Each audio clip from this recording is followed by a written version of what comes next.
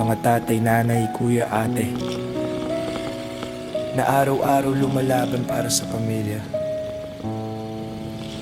Alas 5 pa lang, gising na ang katawan. Kahit pagod kagabi, kailangan lumaban. Helmet sa ulo, dasal sa may kapal. Ayun na, pag gabing-gabi, bumabiyahe din ako pag umaga o gabi naman ang biyahe. Hindi kami sikat, pawis ang puhunan para may pagkain bukas. May anak na Hindi po eh. Pag na-accept mo na, saka mo palang mababasa kung sino yun.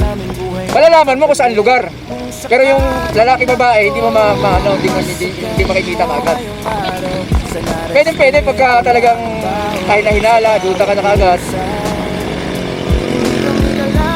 Kaya ang nangyari kasi doon, siyempre, kailangan niya ng tanggap lang siya ng tanggap, kahit saan. Tao lang talaga na minalas. Ay mga ganun talaga.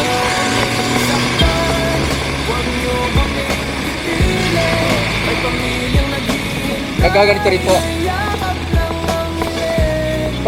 Pag nag-full time ka rito, malaki kikitain nyo dito.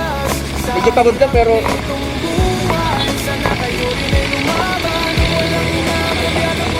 opo.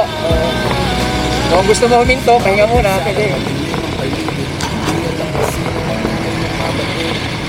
Kahit may takot, tuloy pa rin ang laban. Dahil gutom ng pamilya ang tunay na laban. Hindi pera ang sukatan ng pagiging tao. Isa nakapagsakay ako, hindi pala sa'yo kasi sasakay ko. Napanalo kung gipit ka man ngayon, kaya tinatanong ko talaga ng maigi. Huwag mong kunin ang buhay ng kapwa mong alipin. Nagulat ako eh, hindi pa. Isang rider lang ako, pero sa bahay ako. Kaya sakay mo siya, hindi pala siya.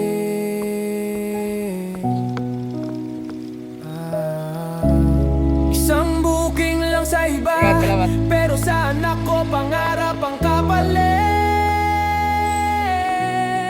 Huwag nyo kaming saktan, huwag nyo kaming kitilin. May mga anak na naghihintay na muling kami yakapin.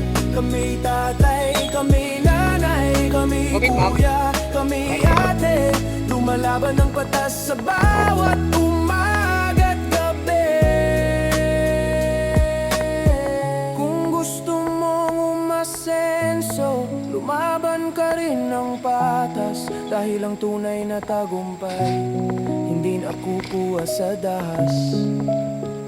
Para sa bawat MC rider na umuwi ng ligtas, at para sa mga hindi na nakabalik, hindi namin hiling ang awa.